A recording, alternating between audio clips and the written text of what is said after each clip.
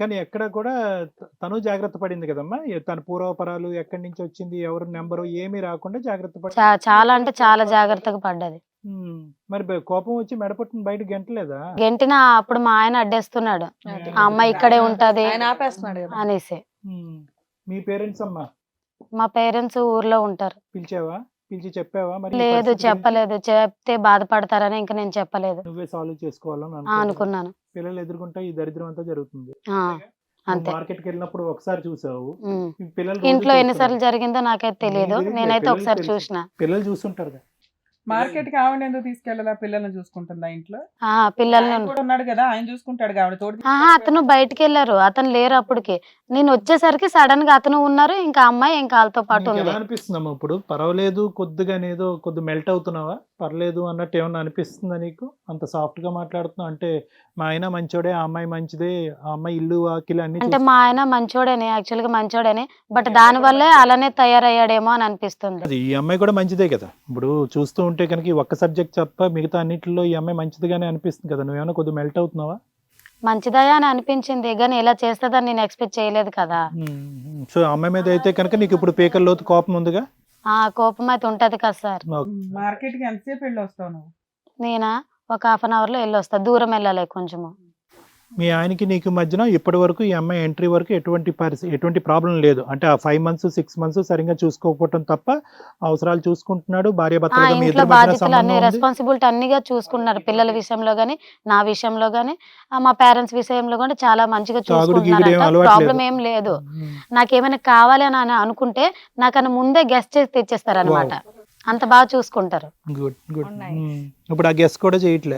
Guest కాదు కదా, అసలు నేను తిన్నానో లేదో కూడా అడగట్లేదు. అడుక్కున్నప్పుడు. అడుగుతాడులే, తెచ్చి పెట్టుకున్నావు ఆయన ఓకే అనగానే ఊ అని అదే చెప్పేసి కొత్త గాలి పెట్టుకున్నావు తాకింది కదా, అందుకోసమే. సర్లే సార్, నీ వర్షన్ విన్నాం, అసలు మీ ఆయన కూడా ఏమంటాడో విందాం. సరే మేడం. రమేష్ గారు నమస్తే మేడం. నమస్తే అండి, చెప్పండి. మీ ఆవిడ చెప్పిందంతా కూడా విన్నారు కదా, ఇప్పుడు మీరేం చెప్తారు? నేనైతే తనని బాగానే చూసుకున్నానండి. 4 years తర్వాత నేను ఆమె మొబైల్ అనేది చూశానండి. తను వచ్చేసి చెత్త చెత్త వీడియోస్ అన్ని చూస్తుంది.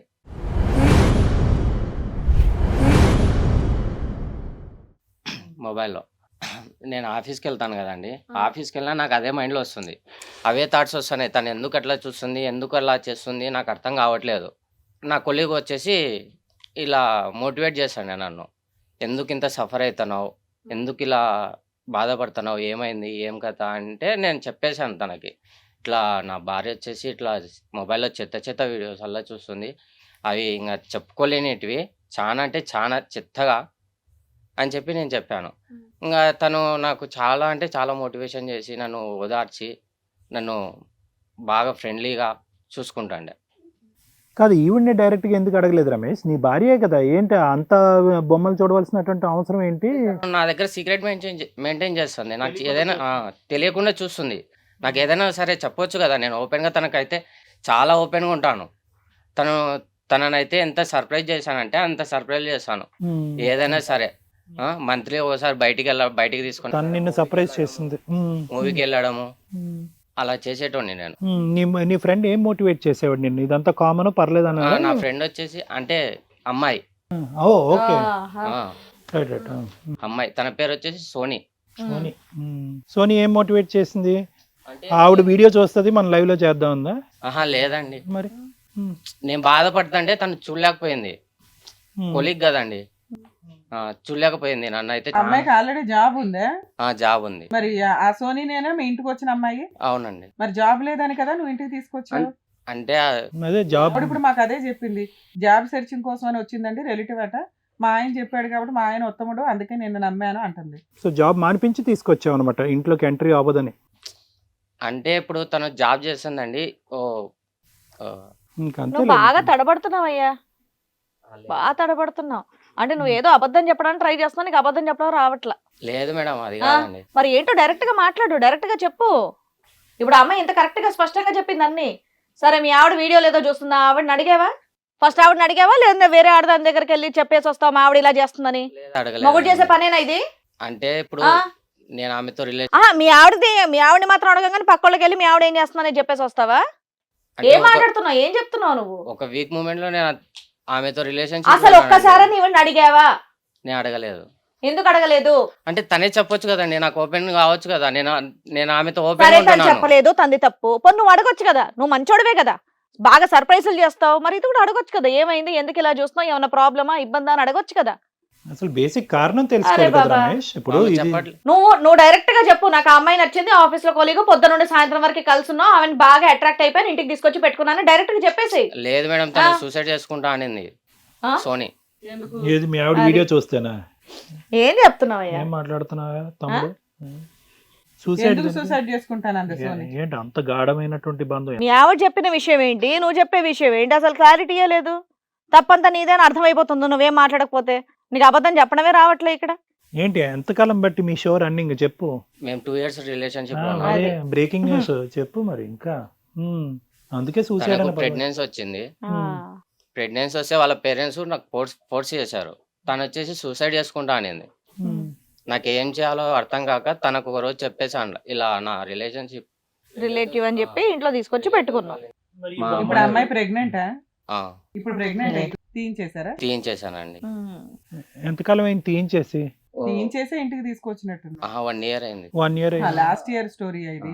మరి పేరెంట్స్ ఎవరు లేరంటే వెనక ముందు ఎవరు లేరని ఆవిడ చెప్తున్నారు, నీ భార్య సరోజ చెప్తుంది. మరి ఈవిడికి ఎవరు లేరని వాళ్ళు ఒత్తిడి పెట్టారని అంటున్నారు. మరి మీరు వాళ్ళకు ఉన్నారండి. ఉన్నారు, ఫుల్ బ్యాక్గ్రౌండ్. అబద్ధం చెప్పావా నువ్వు? ఆ.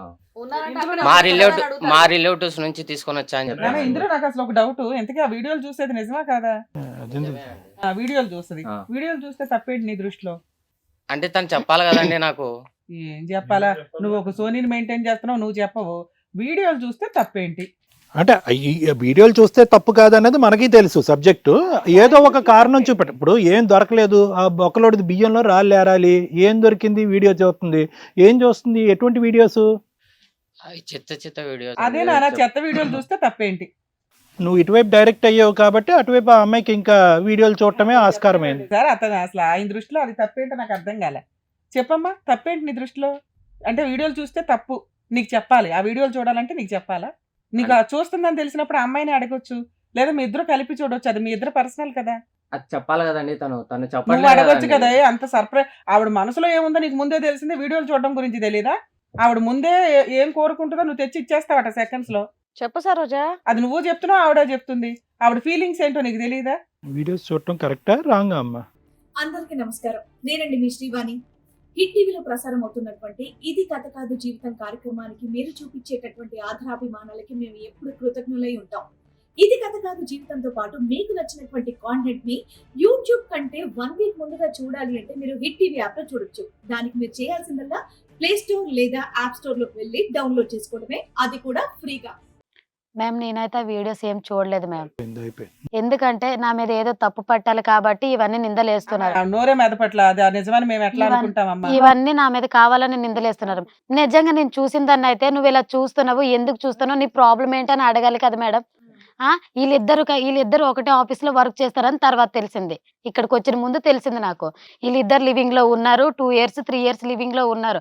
ఆ అమ్మాయికి ప్రెగ్నెన్సీ వచ్చింది, తీపించేశాడు సైలెంట్ గా తీపించేసి ఇంక ఏం చేయాలో తెలియక ఇంట్లో తెచ్చి పెట్టుకున్నాడు. నాతో రిలేషన్ అమ్మాయి అని చెప్పిండు. ఇంకా సరే అని నేను మధ్యన హెరిదాన్ని కదా, నేను అన్ని నమ్మేసిన.